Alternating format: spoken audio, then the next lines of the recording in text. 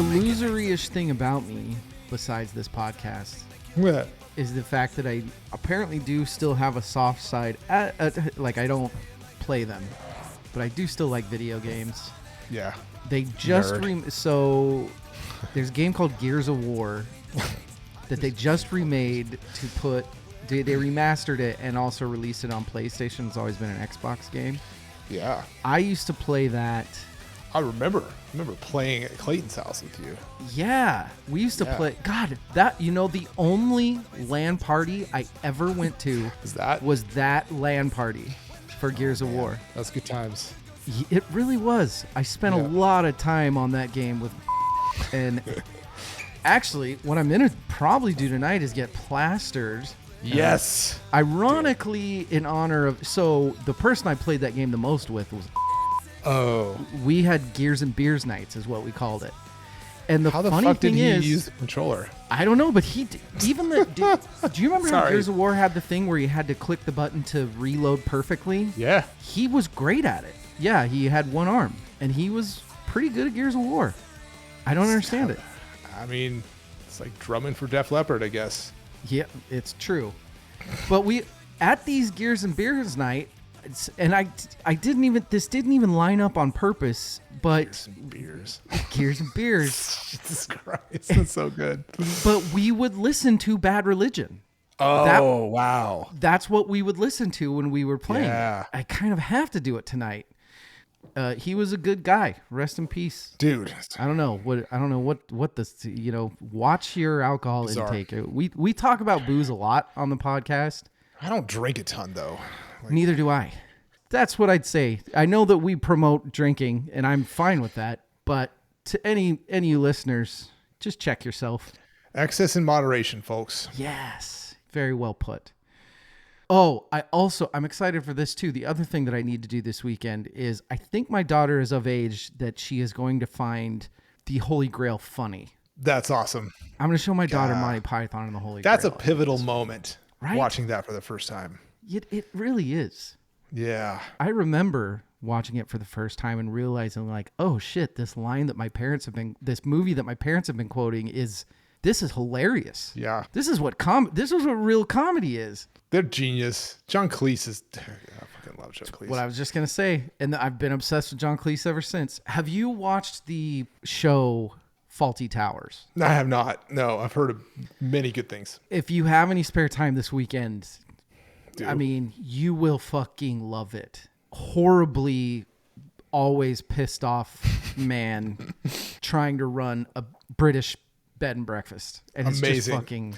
I've heard over the years great things about it. It's amazing. It really is. It's one of my favorite shows ever.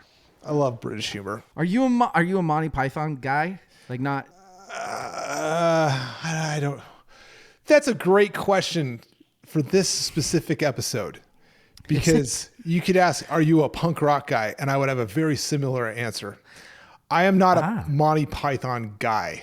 I am a fan of Monty Python. Same goes for punk rock. I am not a punk rock fan, but I'm a fan of punk rock. Same goes for Bad Religion. I'm not a Bad Religion fan. Feels like stolen valor to say that from my perspective. I am a fan of Bad Religion. I feel like there's a simpatico there with punk and metal people, Oh yeah, 1,000%. you know? Yeah. And I think that there are some things about this band that makes the crossover pretty easy. Yeah. Yeah. They're easy to like. I guess we should start the episode. We could. Then. Should we, before we dive in, should I tell a story about a band that I saw recently? Oh, yeah. You went and saw S-Word. Yeah, so I went to see The Sword. Sword's doing, I think I said 25th. It might be the 15th anniversary of Warp Riders. They're playing a full set, but they're doing Warp Riders in its entirety, which is awesome. That's a great album. I personally would have loved to hear Gods of the Earth. That's my favorite album by The Sword, but digress. They had some great openers. First opener, they were Pink Fuzz, brother and sister, and a drummer. Brother plays guitar. He's got long braids. Sister, this tall, hot bass player. They like Can't go Both of wrong them with a do hot female vocals. bass player on a band. And they're from Denver. They were fucking awesome. That's like a band that I want to promote on the podcast because I feel like they need to be heard by people. Pink Fuzz. They were fucking great. I'm good with that. And I was sending you like, this band's awesome, blah, blah, blah. Yeah. I wasn't even drinking. And then the next band came out and I saw one of the best live performances I have ever seen. That good, huh? It was so fucking amazing. And then I listened to the recorded music after and I'm like, this is good and this is fun. It is not even close. You have to see this band live. You absolutely have to see this band live.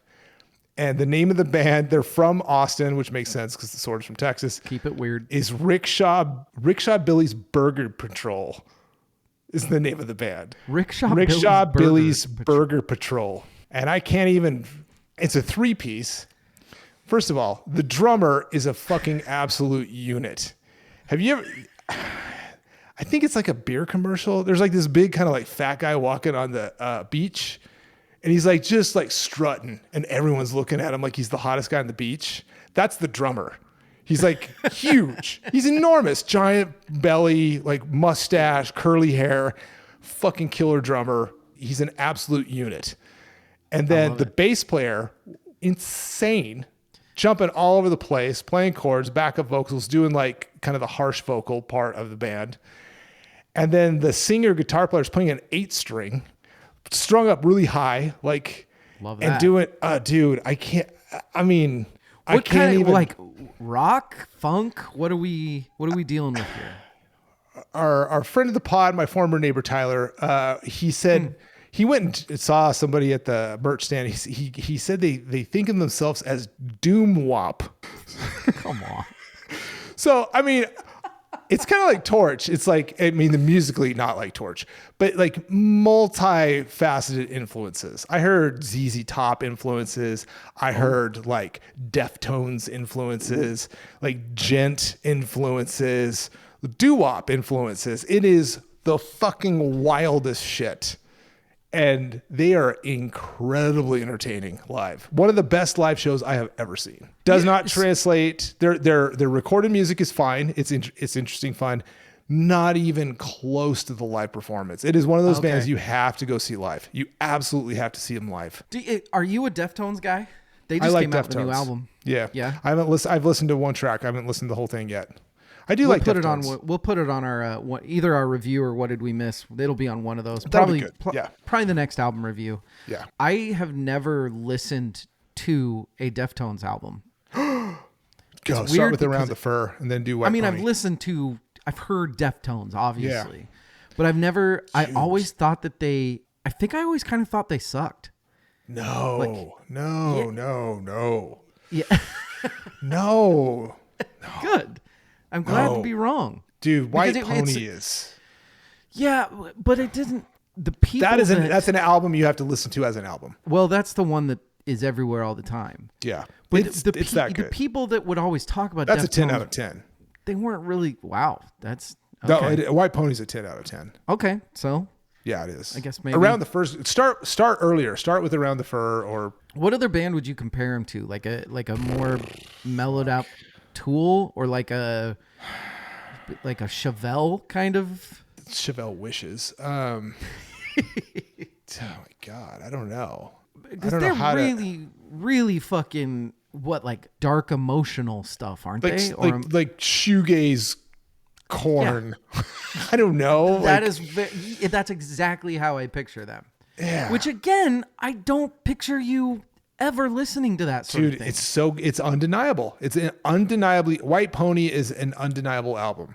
All right. I guess I have to track I can see someone listening to a track and being like, this is horse shit. But listen to the whole album, full album. Do some drugs. It'll make it better. I can do that. Yeah. I know how to take drugs, ladies and gentlemen. Good for me. They're great live too. They are phenomenal live. When S-Word played, did they just play that album? No, they started with my favorite song. They fucking opened with How Heavy This Axe. And I'm just like, sold. Because that's my favorite song of theirs. They played some shit from each album.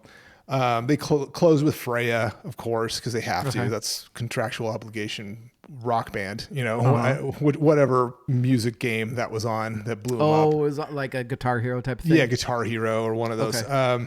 But in the middle, like they played 5, 6, maybe 7 songs, and then they did Warp Riders in its entirety, and then closed with some other stuff. The Sword live today, it's like a bunch of bored old men up there playing. It's not Yeah. musically fucking phenomenal. They are great players, but they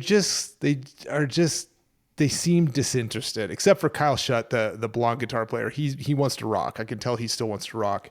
I saw them touring their first 2 albums. Mm-hmm. They had so much fire when they were younger and played. They kind of lost interest in that kind of music. They sort of like veered more towards, they're from Texas. They veered more towards ZZ Top style stuff. God bless them. I mean, that's awesome, but it's like I don't know.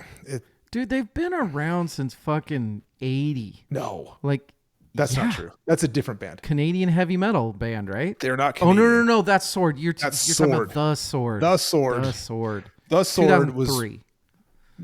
Yeah, Okay. probably. All right. Okay. I was going to say, like, dude. Age of Winter came out maybe 2006. So they're not that old. I was thinking like Metallica old. No. These are like Austin hipsters, man. They're Okay. Yeah, that's very different. They shouldn't be jaded yet. They're like roughly my age, probably. But I would still fucking rock if I was them. I'd be like, yeah, let's fucking go. Yeah, there's no let's go. They sound coming great. Up on Verse Chorus First, ladies and gentlemen, I ask Evil one of the hardest questions I've asked myself on this podcast that I can't answer. That's wow. Next. Why do you lie? Why do you lie? Would you betray your soul? Why do you lie? Why do you lie? Don't let your weakness show. You just might be the last to know. Hi everybody, I am DL, and with me is Evil. Evil, here's my question. What is punk? Damn. I know. I did a whole episode of this on Rachel, and we got absolutely nowhere.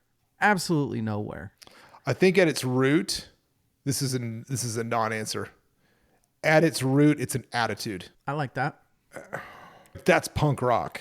Like it's like it's a counterculture doing it our way. Yeah. It's what hipsters want to be. It's what hipsters want to be. You have to, so we've obviously gone way overboard on should we talk about Cracker Barrel? So Honky Bucket? Honky Bucket. We've gotten to the point as a society where it is just so much fun to be insulted or offended or enraged by something. Yeah. That's just recreational outrage. Recreational outrage. Thank you. Yep. Where, you change the sign of a restaurant nobody fucking gives a shit about, and suddenly it's this massive movement that symbolizes it's my Cracker Barrel. Exactly. It's fucking insane. We be a real country. So that's the big question to me is we didn't used to be like this. We didn't used to have the facilities to be like this. We didn't have the ability to just scroll through in the morning, look at something, say, that enrages me, I'm going to text about it. Since we have that now and everything is numb and everything is dead, like, can punk even still exist? I mean, we're in a weird spot. Like I talked about the arms race in the metal scene. I think there's a similar thing in punk. It's like, how do you be more punk? Yes. How can you be punk if you're on a major label? Exactly. How can you be punk if you're making money? The album that we're talking about tonight, this is part 2 of an album exchange that Evil and I have done. He gave me Torch in the last episode. We talked about a more unknown band. Incredible album. If you didn't listen to the episode, go back and check that out. We talk about losers if you didn't listen to that. You're losers if you didn't. Idiots. But today, as many of you regular listeners know, I am a humongously huge, massive Bad Religion fan. They are my punk band. Huge in Japan. And they're huge in Japan. You are huge in Japan. How tall are I'm you? huge in Japan. I am pretty tall for Japan. I'm Yeah, 6 you're flat, enormous like in Japan. exactly 6 foot, which means I'm probably like a a giant. millimeter under 6 foot, and I Gaijin. just have to, I'm a guy, so I have to say I'm 6 feet. You're a gaijin But- in Japan. But I think the reason why Bad Religion was so easy for me to like was because it is very, very accessible punk. You get into some of the older stuff, and yes, they will talk about how they paved the way for certain things in a very, very specific style of punk that actually I think a lot of quote unquote punk people hate. But even a band like Bad Religion, which what they were singing about, what they were punking about, if you will, was punked. the time that they really were in their heyday. America was basically the Christian right, and there were so many things that were so easy to actually want to counter culture, as you said. Yeah. But nowadays, I don't think a band like Bad Religion, sure, it'd be very easy right now to write songs about how fucking ridiculous both sides of certain things are being, but I don't know if there's anything anymore that's just so blatantly fucked on one side. Everybody's just, Everyone's dumb. yes, everyone, in the mortal words of Fred Durst, everything is fucked, everybody sucks. Yeah. Okay. By the way, Eka Vandal, the artist that we love, Yeah. she's been touring with Biscuit for Fucking good for her. yeah. How many people is that exposing her to? Do you know that every single one of their shows, he's been going out and singing one of her big hits with her? God damn it. Isn't that Yes. amazing? Goes back to the Dimebag Grohl thing that we had. Like, there's two ways to that. Don't Start a fire riot in Woodstock. I'm gonna try to make a don't bite the hand that feeds you Biscuit reference, but my brain is old and can't come up with anything clever. But yeah, I don't know. It's funny because the douchiest guy imaginable when they were big, Now but he seems they're like just self-aware. The Biscuit Very has self-aware. gained self-awareness, and I Yes. am for it. I am I for agree. this era of Limp Bizkit 1,000%. Tool or not, and like the shtick or not like the shtick, I've always been a massive Wes Borland fan. I fucking dude, love Wes Wes is Borland. amazing. You give me a guy that wears the weird fucking contacts and comes out with a 7-string. Yeah. He's a secret guitar wizard too. He is like he's phenomenal. fantastic. Yeah. Fantastic. We're not here for Limp Bizkit. We're here for Bad Religion. I gave Evil the album Process of Belief. And before I explain why, we got to get to the most important part of the night. What are we drinking?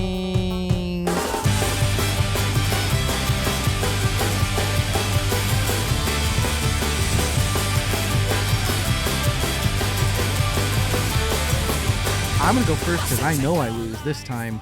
But hey, Yeah. it's 2 o'clock on a Saturday.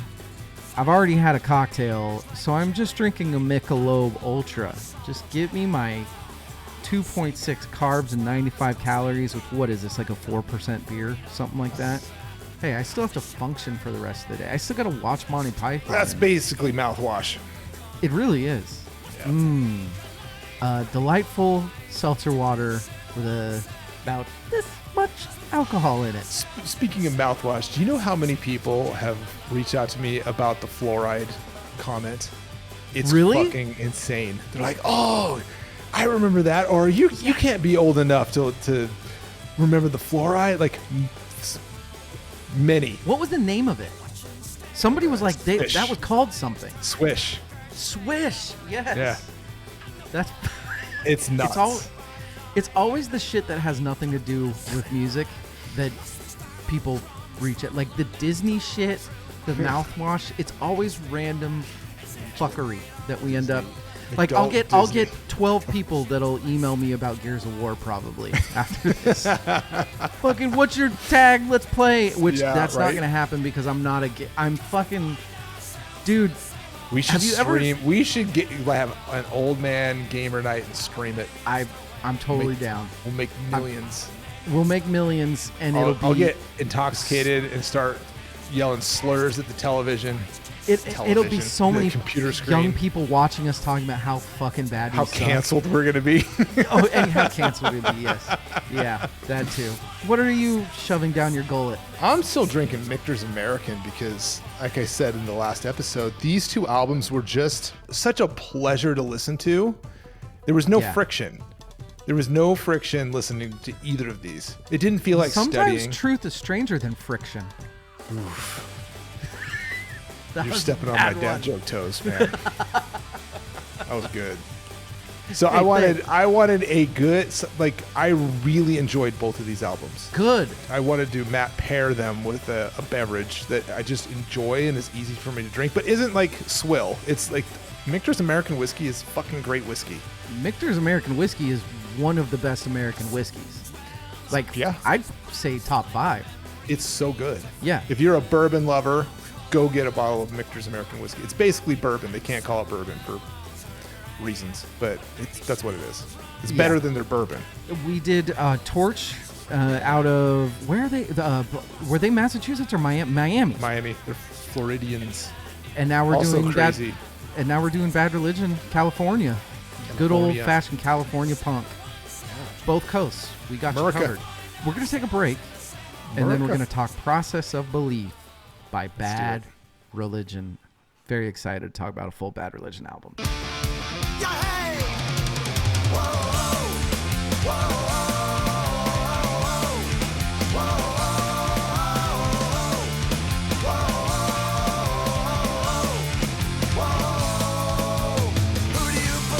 Alrighty. Hey, we're back. Grab a Michelob Ultra. Go get a Crossbuster tattoo, and let's talk. Is that some what Bad that's Religion. called? Crossbuster. Crossbuster. That's what it's called? Yeah. I just learned something. I love that. And I just realized I have a Crossbuster shirt and I'm not wearing it. Jesus Christ. Well, I am wearing a Buffalo Jesus Electric Christ, shirt. that's- yeah. So, the Brontosaur, the album that I gave you that we both fucking love, T Parks. Yeah. That album's so fucking good. But they also, I don't know how many of you also got the Buffalo Electric vinyl that they did, which is also acoustic new variations of the songs from the Brontosaur album. And they're fucking incredible. That's an album I recommend everybody to go buy. But I love this shirt. I love it. It's an amazing shirt, and the I color dig is it. perfect. Let's talk Process It's a of Belief bison. by Bad Religion. They're fucking bison. There's no buffaloes in the North America. They're all bisons. Yeah, but if you look, it's actually like mechanical gears in it and shit. The bison? Yeah, we made our own. It's very fitting for the Process of Belief by Bad Religion. It is. Man, if there ever was an album, a band, whatever, that just makes you feel okay with just shitting all over the human race, it's Bad Religion. So, Evil, you don't have a history with Bad Religion, but you've said on a couple times, if I were to, I'll let you say it. Go ahead. Yeah, like I'll say again what I said before. If you ask me, hey, are you a punk rock fan? I'm like, I don't feel comfortable saying I'm a punk rock fan or a Bad Religion fan. However, I am a fan of punk rock. I am a fan of Bad Religion. Feels like stolen valor to be like, I'm a Bad Religion fan. I'm not. That's not me. No. I mean, I'm not a part of the fandom, if you will. Yeah, If you were to ask me my favorite punk rock album, I would say Stranger Than Fiction. that's awesome. And if you ask who do you think is, I don't know, best might be a different, who's your favorite punk rock band? I would without a doubt say Bad Religion. Why do you think that is? Because that Stranger Than Fiction has a special place for a number of reasons. Okay. Mostly because it's part of the legend of the year of music that was 1994. Yeah. And I owned it. That's the only Bad Religion album I ever owned on compact disc, if you will. Would you say that you were a 21st century digital boy? I might be. I might be. I was probably a 20th century digital boy, to be real, but Yeah, how much do you talk to AI on a daily basis? more than most. So I tell you what, I tell you what, AI has really started to save my ass on this podcast. That's for sure. It is helping taking my the work editing. down about 50%. Yeah. Anyway, Yeah, I don't have a history with the band. I just know them and I respect them and I like them. That's that's all we need, it. right? Yeah. So the reason I gave you this album is because for me, I think the process of belief, not only we can talk about it later, but this was the start of a 3-album run by Bad Religion that to me was fucking insane. Yeah. Really on par with their early 90s when they did, Generator, Recipe of Hate, and then Stranger Than Fiction, which I would agree, going through their entire catalog, that Stranger Than Fiction is their best album. But there's something about the process of belief that is it's such a well-made album. For somebody that just likes good fucking rock songs, Yeah. borderline not even punk, because it's just such a good flat out fucking rock album. We could talk about that in a little bit. That's for sure. Here's the thing. Okay. Released January 22nd, 2002 on Epitaph Records. That is an important fact. It is. It's their 12th studio album. Fucking 12th. God Holy damn. shit. I think they've been doing shit since 1980. Like they're punk grandpas. They are punk grandpas. They are. Yeah, it's crazy. Anybody that likes any sort of California punk, you're welcome. Yeah, so they moved to Atlantic Records in '93. Stranger Than Fiction, I think, was their second album on Atlantic. I don't know which one, but I know. I think that it was they their fucking hated second. it. I know that. They didn't hate Stranger Than Fiction. They hated No, the they album hated after. Atlantic Oh, Records. they hated it. Yeah, they hated Atlantic for sure. Imagine that, a punk band hates their label. Yeah, and so in right before the release of Stranger Than Fiction, like founder, main songwriter, guitar player, Brett Gurwitz left the band because he owns Epitaph Records. He's one of the owners of Epitaph, so he left to focus on that. Yeah. And this is like his return. They returned to they left Atlantic, or Atlantic released them, whichever. I think Atlantic they wanted released to, a shit ton of artists one year because Yes. they weren't making it. And Bad Religion was like, hey, let Hey, us go us too, please. Yeah, it was like if you hadn't sold 50,000 albums, you were on the Yes. chopping block, and they had sold like 60,000 some change, and they're like, we'll go too, please. Yeah. And so they go back to Epitaph. They bring Brett back into the fold, and this is like a comeback record in a lot of ways, which I want to talk about here in a little bit.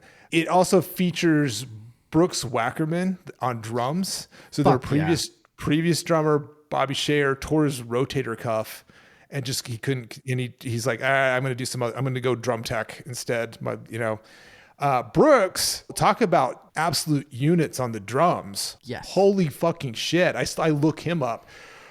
Infectious Grooves, Suicidal Tendencies. He was Tenacious D's drummer. Fuck He yeah. is the current drummer for Avenged Sevenfold. And Yeah, if you those know are big anything shoes to about fill. those are huge shoes to fill. Jesus Christ. It was met with, I would say, generally positive, but kind of lukewarm reviews from critics. It was a lot of just another fucking dime store knowledge, Bad Religion album kind of And thing. like consensus would be, it was 3 out of 5. This is by critics. Fans, on the other hand, this is like the popcorn reviews, Yes. critic scores this, fan score, like Rotten critic Tomatoes score gives it- yeah. yeah, Critic score, I yeah. wasn't going to say it, but fucking Rotten Tomatoes. Critics 60%, fans 99. I mean, that's Yes. that's hyperbolic, but that's kind of what we got going on here. There were My things- question, go ahead. Yes. No. There were just things on this album that Bad Religion had never given us before. That's interesting. I don't have frame of reference, and I want to talk about that. But before we get to that, here's a question for you. How many bands have had a comeback record this impactful, successful, and badass? And here's the weirdest thing too, is that I don't think anybody was really asking for No. a Bad Religion comeback. No. Like we had our albums, we were happy with it. Yeah. We had their amazing 80s punk, we had their amazing early 90s punk, and we were good. Right. That was our Bad Religion. And then this comes out and suddenly, and it comes out in a weird time in the early 2000s when rock was, we've talked about this before. I think we did like 2001 or something like that. And rock didn't know what the fuck it was at that point. No. One of the perks is you did have certain bands trying things that they weren't trying because, like I said, there are things in this album, there are, you know, certain songs that were led by different instruments and had different feels that you just, Bad Religion hadn't done that sort of shit before. I don't know if you know this. They originally had it slated to be released, I think in like November of 2001. And they pushed Epitaph Records doesn't like releasing stuff right before the holidays. Yeah, so right. they pushed it to January 2022. But think about timing. Where was the nation's consciousness in fall, early winter of 2001? This is like right. I forgot.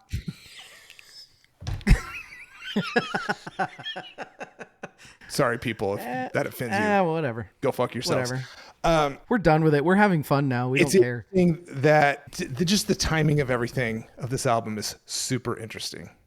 It is. Yeah. It's one of those albums that I almost get why certain people wouldn't like it. I think they're dumb.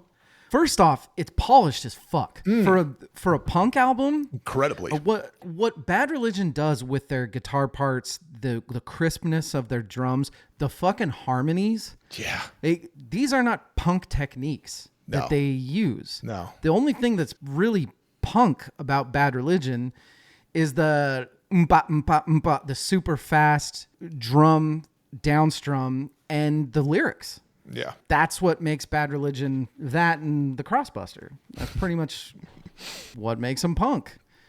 They hadn't charted since like, what, 95 or something like that? And they were fucking back. I was good with it. Good. I was very good with it. I'm glad you were good with it. I'm glad you gave me this album. This was like a pleasure to listen to. So what was it that caught you? What was it that what was the pleasure? Being a fan of Stranger Than Fiction, having maybe like listened to some of their stuff after Brett's departure and being like, meh. Yeah. And then this is like, I don't want to say it's like, it's not Stranger Than Fiction Part 2, but it's in that vein. It's like, and more complex, especially in the second half of the album. Like there's like surprises. Yes. Going back to what I said last episode, it's just undeniable. Like I love shit where you just listen to it and you're like, oh, this is good. This is just objectively good. I think that there's something there with bands like punk bands like this. I think a lot of them get together and it's not about how good of musicians you are. It's not about how well you do this and this in a song. It's just about getting the message out. It's just about being angry and young and getting the message out. But here's the problem is these punk bands that stay together for fucking 30 years, eventually they're going to be fucking amazing musicians because they're playing every single night. It's just, they're so woodshedding suddenly every fucking night. Yeah. Suddenly it's 2002 and you're like, oh, wait, we have really, really good guitar players and drummers and bass players and singers and shit. So, dude, Brooks Wackerman's drums, holy fuck.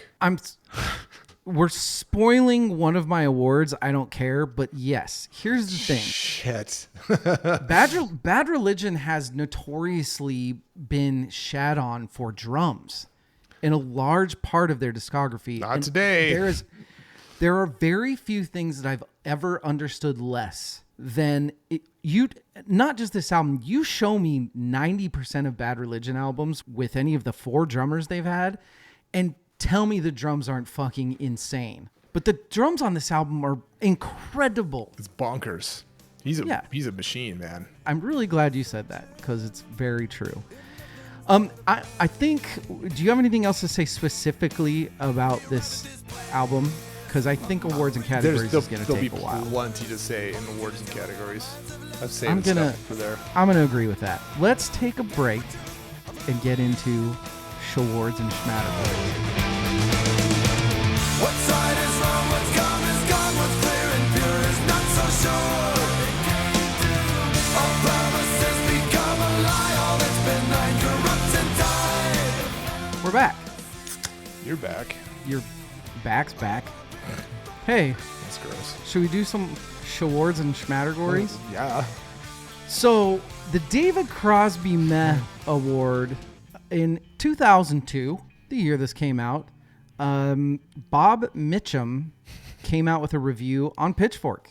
Pitchfork reviewed it. They gave it a 5.1. Dude. And it is the snarkiest fucking review ever. Just go read it. It is so... Basically, the review is, I know everybody just came on here expecting me to shit on it because that's how bad this is, but I'm not even going to give you the privilege of shitting on it. And then he does just this super passive-aggressive tell you why it sucks and then tell you why I'm not even going to give you the satisfaction of reviewing that it sucks kind of review. It's one of the worst reviews I've ever read. What's his name? Bob? Bob Mitchum? Rob Mitchum. Rob Mitchum? Yeah. You're a cunt. Yeah, for real. Discovering bad religion and their Chomsky for dummies rhetoric is an important experience for a youth. It's just all that. Smarmy bullshit. Oh my God, it's the smarmiest. Fucking beta male hate. Yes. Ugh. I fucking hate it so much. Stop shitting on dime store wisdom. There's nothing wrong with dime store wisdom. It's my favorite kind of wisdom. It's so good. It only costs a dime. Jesus. Yeah, it's cheap. And just because it's simple doesn't make it wrong. Right. You fucking idiots. Oh, that's great. Just because it's simple doesn't make it wrong. I love that. The 70 million Jackson fans can't be wrong, Evil. What you got? Oh, man. Is it wrong that I specifically cite them as having my favorite punk album and being my favorite punk band because I know it gives me cred in the punk community? This goes back to the stolen valor comment. I preface that, but I'm guilty as charged. Like, But hey, Evil, you know what? That's very punk of you to say, you're fuck goddamn you, right. I don't care. I meant to do that. Like,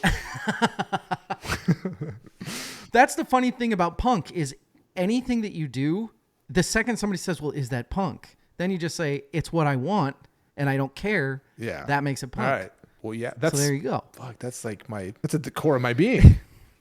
I am sure I'm on quite an island in this, and I will probably get a lot of people saying that this is fucking insane. But this 3-album run by Bad Religion, Process of Belief, into Empire Strikes First, into New Maps of Hell, to me, that is their powerhouse trio. Wow. I will put that 3 over Generator, Recipe for Hate, and Stranger Than Fiction. Damn. Now, there are some there's like No Control and stuff like that, that if you're going like pre-92 Bad Religion, we might have words. Yeah, but dude, this 3-year run, these 3 albums, you can say it's full of tropes and it's full of this and that, but fucking The Hills of Los Angeles Are Burning. God damn, that song shreds, dude. Sue me. What's love got to do with it? Everybody's got it. Everybody's got the band. They're 10 Cent Wisdom band. Everybody has it. They are my, Lucy in the psychiatrist thing in the Peanuts thing. Like, this is my band. This is every sentence that he says. I don't care if it's cheesy. I don't care if it's trying too hard witty. It just works for me, man. It works for me. And so, of course, like, I'm always going to love anything Bad Religion. Evil, what's love got to do with it? I definitely think I like it more because it's them, because of what I said previously. It's just like I'll buy the bumper sticker. Give me all the swag. Give me the crossbuster. I'll get a crossbuster tattoo. Crossbuster. Yeah. Okay. I've had a few drinks. We're getting into stuff here. Yes. But I have a crossbuster tattooed on my back. It's on like the higher back kind of by the neck. It's a tramp stamp. It's a tramp right above my crack. But one of the reasons Evil made himself laugh. One of the reasons that I got it there is because I know it's not very punk, but I don't like shoving my beliefs in people's face. I want it somewhere where other people aren't going to see it. That's kind of the thing there. But what's funny is when I got that tattoo, it was so much more like, whoa, what did you fucking tattoo on your body? Like, it was a big you know, deal. I got broken up with once because of the tattoo. Like, Wowzers. but nowadays I feel like, do people give a shit? I don't know. I think today, I think everyone's so caught up in their own egoic cycles and stress loops to even pay attention to what anyone else is doing for the most part. I really do. Do you think, and this is the only time on this episode that I will give the human race any credit whatsoever, or at least pockets of the human race. Have we kind of figured out a little bit now that this is getting really, really overly deep. We've kind of scienced ourselves to death in the thought of, if you're Christian, you're atheist, you're agnostic, but whatever you are, we've learned that there's so many infinite possibilities in the world that I feel like we're all probably wrong. Whatever your belief is, you're probably wrong. And I kind of feel like certain people have kind of started to accept that a little bit. Do you think that, I don't disagree with that. I think that you might be onto something. Do you think that now because of that, we have to fight over something? And so it's like the fucking Cracker Barrel logo. Cracker Barrel, yes. We're like tilting at windmills now. Like, because we still have that in us. We're still humans. We still have conflict in us. Exactly. Where do we what I was put just it? gonna say. We're still humans. Yeah. We have to put it somewhere. We're still tribal creatures. Evil. I think we're figuring out the problem with the human race in this episode. It is the process of belief. Okay. All right. So fuck. All right. Bad Religion figured it out 23 years ago. Whatever. Was that still, where the fuck were, I don't even know. What's the DMX award? They're punk rock grandpas, man. They've been around since the Clash was relevant. Yes.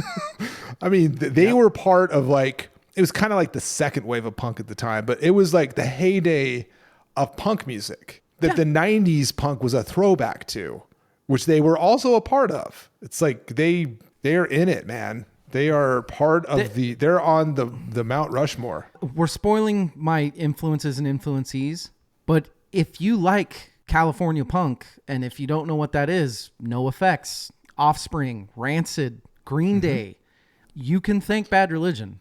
Yep. That's Dude, I'm looking at Epitaph's current roster. You know who's on there? Who?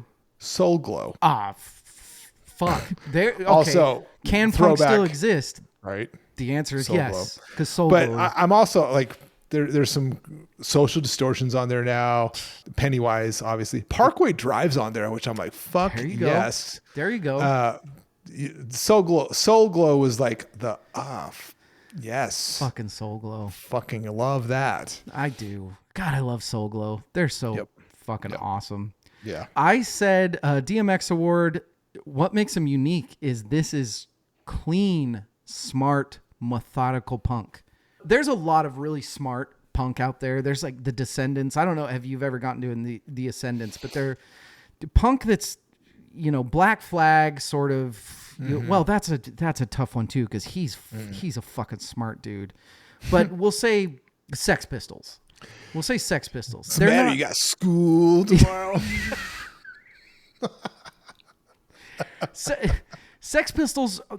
It's not about thought. It's about raw anger. That's and the emotion. attitude. Yeah. Yes. Yeah. Bad Religion is the opposite. Bad Religion is no. Actually, I've thought about this.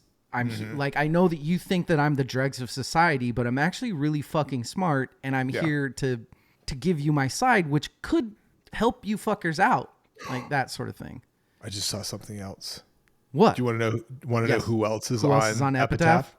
Mannequin Pussy. Oh, I mean, fucking Epitaph. God damn. That's Greg and Brett. Man. Sorry, I didn't mean to. No. Danny good. Elfman's on there too, and Converge. Jesus. Converge is on there. Yeah. Hey, Greg Graffin, PhD in zoology, man. Right. From Cornell. He lectures all over. He lectures in Cornell, UCLA, all that shit. Look, they're smart dudes. Mark Lanigan true rock star award, there's two things, and I already talked about one of them, where I think it is very rock star to, back in the day, to put a fucking Crossbuster on the cover of your albums in the 80s. Ooh. That's fucking crazy. But the big one for me, and it seems like less of a thing, but it's not, is if you've ever seen Bad Religion live, I've never seen a band that cares less about posing or posturing or the wow that's true. factor. They are the Honda Civics of punk. They fucking... Greg Graffin's going to go out there in his button-up shirt, and he's just going to stand there, and he's going to sing and point, and that's all he's going to do. And that's it. It's like your really put together uncle. He's like a CEO, and he's just done really well his whole life. It's like him being the lead singer of a fucking punk band. That's fucking great. What did you say man. for the Mark Lanigan Award? I'll get to that. You make me think of Neil Fallon from Clutch. Very Yes. similar. Just That's like a great comp. vocally different, but smart. It looks like he works IT, but goes out there and delivers basically a sermon to the people. Yes. Yeah. Oh, no, that's man. a great comp. That's fucking so good. The comeback to me is punk rock. Yeah. This is a band that was basically ready to call it quits. Yeah. Not like upgrade label. They downgrade labels technically. And I mean, they're probably making more money off Epitaph. Oh, for I sure. mean, they're probably really rich now. But yes, you're absolutely right. Yeah. But they get it back in a way that I don't know if I can't think of a band that's had a better comeback like this. Like there are nostalgic comebacks. This is not what this was. Yeah, the only thing I can akin it to directly right off the top of my head is Travolta as acting with Pulp Fiction. Oh, that's fucking great. That's yeah. You have to go outside of music to find it. Oh man. I'm sure there's some listener yelling at us right now in their phone. Like, Pulp is stranger than fiction. oh, Jesus, we're really going for it this time. We're drinking this Saturday. Actually, you know what I might have to do today? You know what they just put in 15 minutes away from me is an In-N-Out burger. Wow. I can walk to one. Oh, you fucking whatever. I think you're better than me. What? I had to one up you. That's punk rock right there. It's very In-N-Out burger because you're drunk at 3:00 on a Saturday. That's pretty punk. That is pretty punk. Overrated, underrated, properly rated, evil. Underrated in its time, and that's going off the critic response, which was fucking bullshit. Yeah. Like fuck. This is why critics should probably all be hanged, including us in our new album reviews that we do. Yes. Yeah. Hang us too. Hanged like a horse. Yeah. Currently, I think it's properly rated currently because it seems to be viewed fairly favorably by fans who count. You found it at the record exchange yesterday. Yes, I did. I can't believe that they had it. I was like, I went in there like 5 minutes before closing. Like I walk in, I'm searching around and I hear and they were like, hello, fuck. record exchange shot. I'm like, God damn it. I looked for the Torch album first. Not there, obviously. That was a long shot. And then I went to the section where, they would be right there. Right. Like just, I didn't even have to flip through. It was just right there. I'm just like, oh, yoink. It surprises me. I would expect all of their old shit, like No Control and Suffer and all that, but I would not expect. Hey, they knew I was coming. They probably ordered it for me. I got to get that fucking Innocent Man vinyl. So we have some buddies that came out with an album. They've been a band. How long have they been together now? For a fucking long time. So here's the thing about local bands. We have a lot of listeners in Idaho. Go check out Innocent Man. Go get their vinyl. It's good music. It's chill. I haven't listened to the album yet because I want the vinyl, but I think you might have sent me the link. I think maybe I'm just being a bad. I'll go back there and see if I can get one for you. But they do have it at Record Exchange. That's what you had told me before. Yeah. Mm-hmm. But I'll see what I can do. I might be able to get one from one of the guys. The important thing is that they're good fucking people. They're fucking amazing. I went to college with most of these losers. Yeah. They're not losers. They're just like some of the best people on the planet.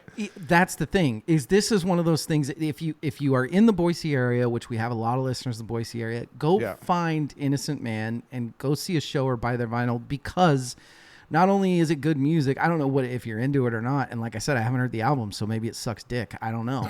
I'll find out and I'll let you know. I mean, there are a lot of influences. Very a lot of Fish, but also like more like country influence. It's countryer.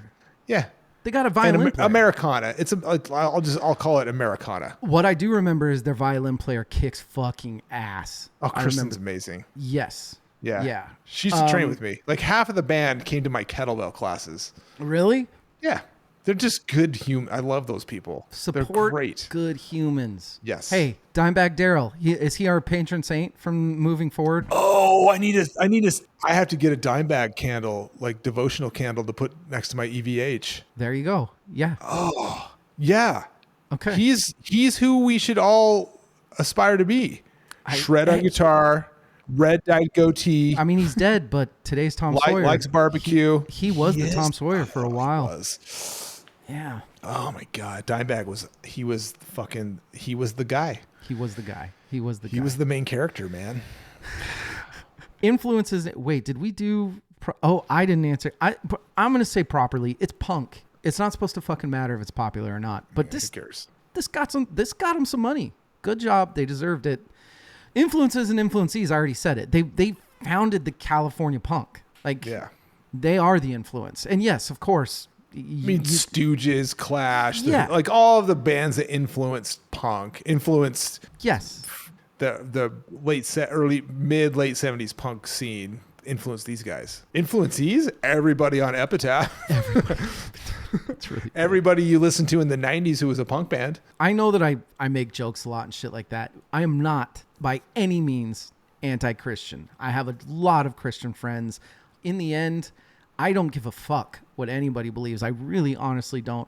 But these guys came from a time where it was very, very hard in this country to not be Christian. You were looked down on if you were not Christian, and they were anti-Christian. Well, I mean, you're maybe a little too young to remember the Christian right takeover of the Republican Party that happened in the early 80s. Well, so I'm too young for that, but I know about it because it bled well into the 90s. Yeah, sure. Yeah. Of course. So yeah. The whole so they're a immune system response to that. Counterculture. It's very punk. Yeah. That is never mind the Bullocks Award. We already talked about this. I think both of us think that Stranger Than Fiction is their best album. Yeah, I just said there were other contenders, but I threw on Stranger Than Fiction, and I was just it was like, oh, it was like Goldilocks. I'm like, oh yes. I completely agree. But Evil, the John Paul Jones Award. I mean, it's Brooks. He is in the band. Said Brooks. Yeah, he is the John Paul Jones Award. He's already there. You know what's funny is I said the exact same thing, but I said because Gurewitz came back. Oh, yeah. So it's like if they already did the John Paul Jones Award. It's just funny because we both had two different guys. That's hilarious. That came in. No, dude, seriously. So for me, this depends on the person. If I'm dealing with a normie, I'm giving him Sorrow. If I'm dealing with a metalhead, maybe I'm going Supersonic. If it's a punker, maybe I'm going Destined for Nothing. Like, for me, this really depends on who you're dealing with. But Evil is vehemently shaking his head in disagreement. It's Supersonic. That is the opener for a reason. Okay. It's fucking fast. It's furious. It's got the harmonized. Too Fast, Too Furious. It's got great guitar. If you don't like it, you're gonna be like, oof, I don't know about the rest of this. John Popper Award for Best Hook, Evil. Chorus for Sorrow. It's a no-brainer.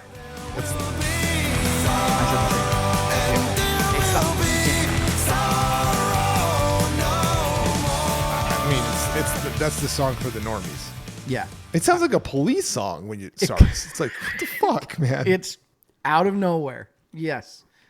Same with, I think, the song right after it, right? Epiphany's right after. We'll get to that. John Prine Best Lyric Award.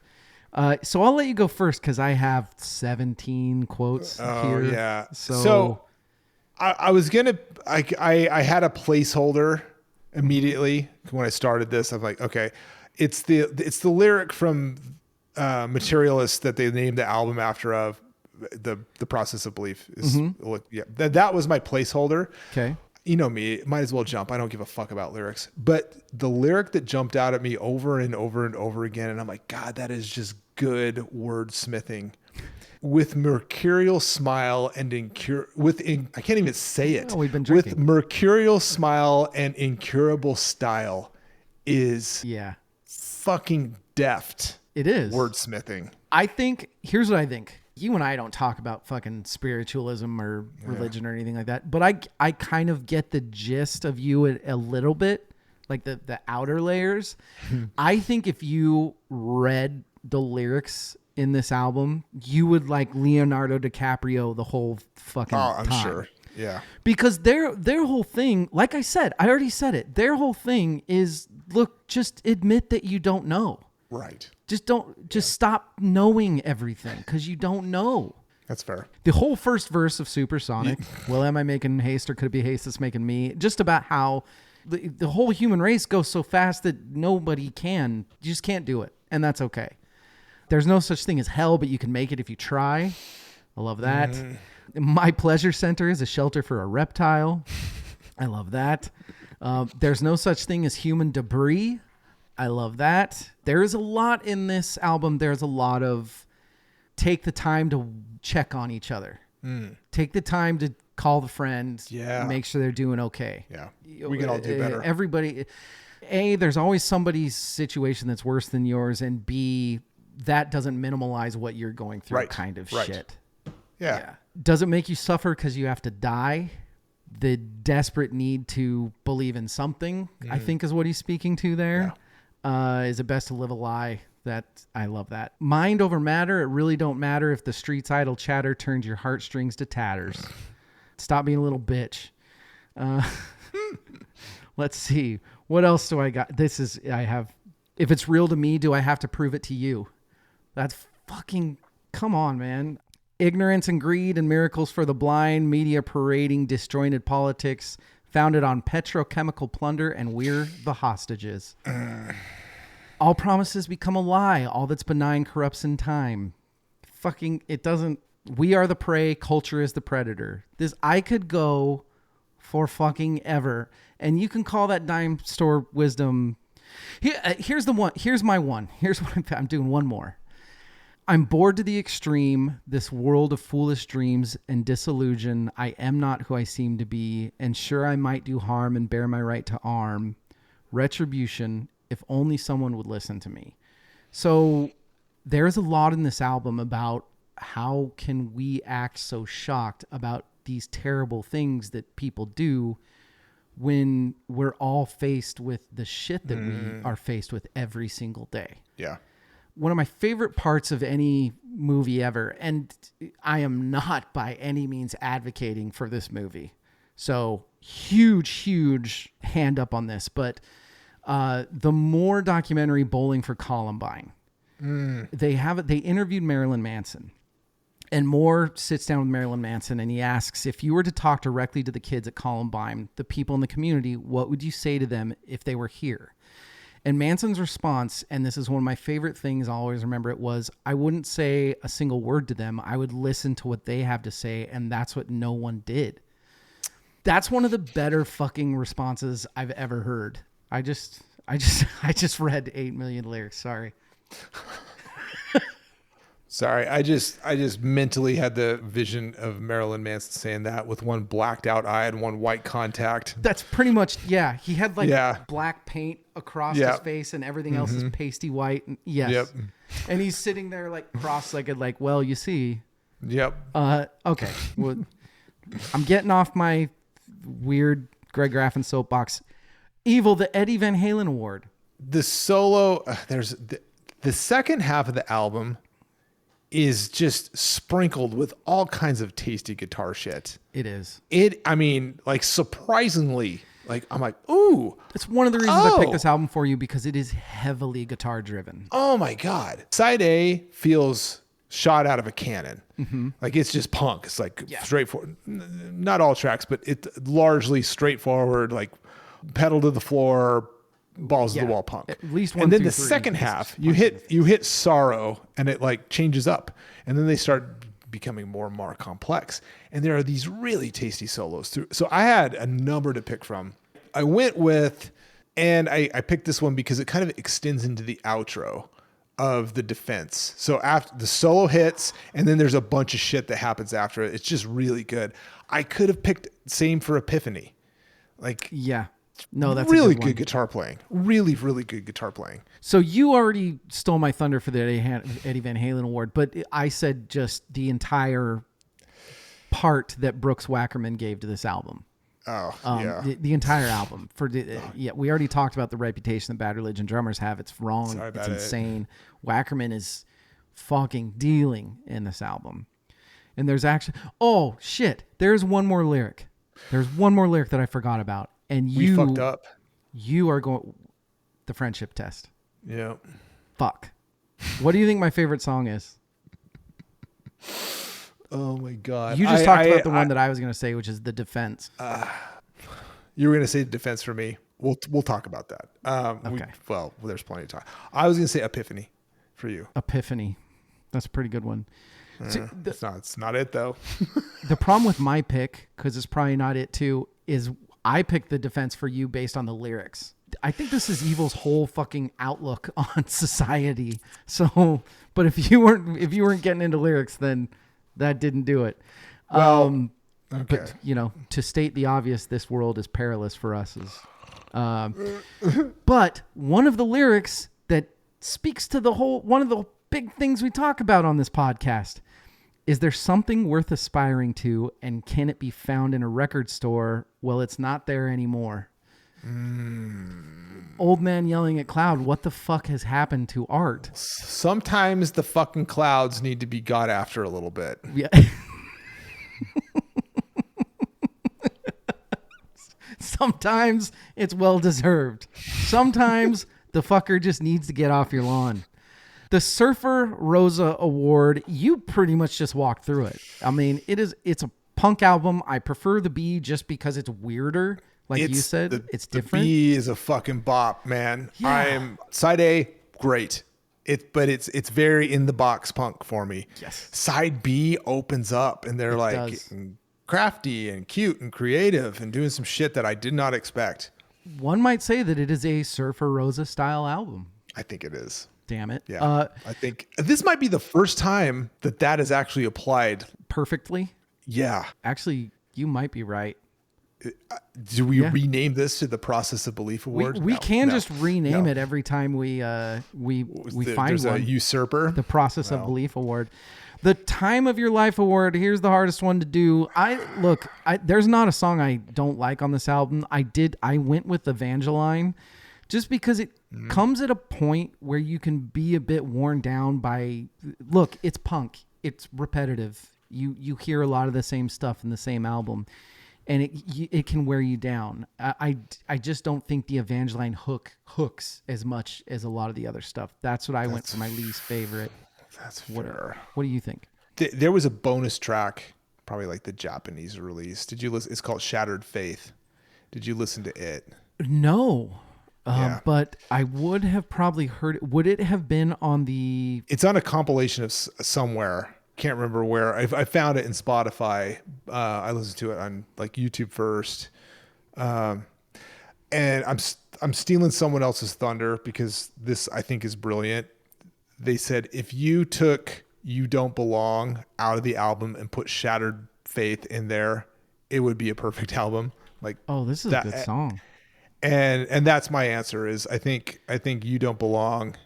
It's kind of punk by numbers a little bit. Yes. It would be the track on a teen movie from the era. Hey, you. Yes. No, I agree to that. But if you plop in Shattered Faith in that spot, I think the album would be it would I rate like higher. that answer. That's a good answer. And I like that song. I'm listening to it right now. Yeah, it's good. Now we are at the 3 best songs on the album. Evil, what do you got? Do you want me to give all 3? Yeah. Perfect album opener is Supersonic. It is. It's fantastic. Like it echoes the entire. They're side very A. good at track 1, side 1. It is fucking shot out of a cannon, no holds barred. Here we are, here we go. Fucking gird your loins, and I love it. It's just a great song. That's 3. Number 2 for me, Epiphany. Okay. It's complex. It is. They introduce the complexity with Sorrow, and they extend it with Epiphany. Yeah. I feel like Sorrow kind of gets shit on because it was that's like the It's the radio friendly. Yeah, it's the easy answer. Easy pick. But and I went with Epiphany. I like the bass intro. I think it's like rad. The right? bass intro is fucking rad. And It's like, wait, the first 7 seconds is like, am I listening to Tool? What the fuck is happening what's going right on? now? They're like I said, they're getting cute and crafty and trying new things, and I love it. But for me, and not because of the reasons that you cited, but because this is not a punk rock song. This is a fucking metal song. It is The Defense. Holy shit. Yeah. Too much to sacrifice, it's hard to recognize. That is a fucking metal song. Wow. I won Yeah. for the complete wrong reasons. For you, clock's right twice every day. Every single time that it's Yep. wrong, it's right. That's how that goes, I think. exactly how it goes. I very similar to what you said for Sorrow. I gave it the honorable mention because honestly, I think it's probably the best song on this album. It's a great song. Yeah, it's not my favorite. It's probably the best. That's almost like one of the penultimate Bad Religion. Yeah. It's like, dude, they came out with Sorrow. That song's Yeah. perfect Bad Religion, kind of. My number 3 is The Lie. It's a lot like Prove It. And that happens with Bad Religion. But hey, I fucking love it. And I could listen to it over and over. My number 2 also is Epiphany for all the reasons you said. It's different. It's weird. It's awesome. It's dark. I was close. Yes, very was close. And the only reason that you didn't get it is because one of my favorite fucking punk songs of all time, and it's the lyrics so perfectly encapsulate why violence in our society happens so fucking much, and it's bored and extremely dangerous. Which is Yeah. A room and empty shelf. A book on mental health. I look for inner well. it throws people off because it's got that weird middle fucking thing going on with the clocks and stuff. You got the wannabe Pink Floyd thing going on, but then it breaks right back into the Yeah. I look for inner wealth by punishing myself. It's just fucking good, man. And that's my favorite song on the album. Who won it? Evil? I think Bad Religion won it because I don't know if this album didn't happen, I think they might have imploded and quit. And got less money. Far less money. Yes. Yeah. I already said my who won the album. I think the song Sorrow won this album. I think it's a great release for them. It's nothing like, it's not even punk. It's an anthem that I'm glad that we have in our lives. And to rate the album, I already kind of spoiled this in the last episode, but one of the things that I've realized listening to this album is that I need to get over trying to find perfect albums and being extremely happy with a good old 7 out of 10. And that's what this is to me. This isn't perfect.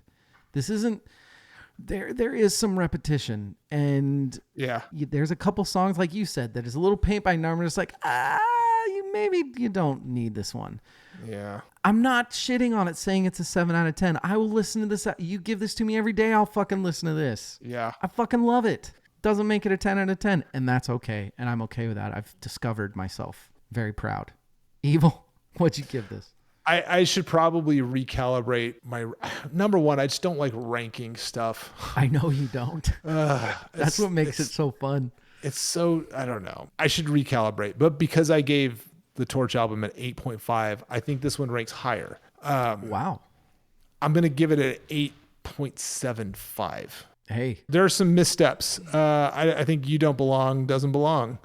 I think the intro to Kyoto is a little too dun dun dun dun dun dun dun dun. I'm We like, didn't what even are you, talk about that. what the fuck are you doing, guys? I mean, the song is great, but that intro, I'm like, whoa, you guys are doing this? Yeah. Hold up. Is this like A ironic? little on the Like, nose, maybe. a little bit. A little on the nose for a song called Kyoto Now. Yeah. There's some repetition in the first side. The second half kind of makes up for it for me, though. It's good. It's really enjoyed this. That makes me happy. Hey, It's not gonna usurp Stranger Than Fiction for me. we had fun this time, though. Yeah. We gave each other some stuff to enjoy. I'm telling you, there's nothing better than giving somebody else an album and them loving it. That's just fucking fun. Yeah. That's all I have to say about that. We are done. We did our album exchange. Join us next week. I think I'm doing a solo. And then after that, we are dissecting 1980 fucking 2. Go check out those albums. It's going to be fun. Evil, what are you going to do for the rest of your Saturday? The dogs probably need to walk. Although it's so hot outside, I might have to wait until it starts cooling Oh, down yeah. a bit. Be careful with them feet. There's a dog park. There's like a little, like it has turf, which is not the greatest, but it's an area I can go throw the ball. And then I have a huge park, like quarter mile from me. Here's, what you could do. You could sit on the couch and just let the dogs hang out with you and just drink more. Oh, I like this option. I got some chips. I'm Hey, gonna it's get some Saturday and chips. you don't work again till Tuesday. I know I don't. That's all I'm saying. Maybe do some gears and beers. Gears and beers. Yeah. All right. Ladies and gentlemen, thank you for listening to this. We love you. Oh, I said it in the last episode. I said it in the episode before. Evil, how happy are we that we are not doing this? I don't think I realized how important it was. Yeah. Not just to us. No, I know. Not only because here's the thing. There's some outside factors that are making both of our lives a little bit fucking hard right now. I won't say hard. I would say maybe some There are new challenges. new challenges. Thank you.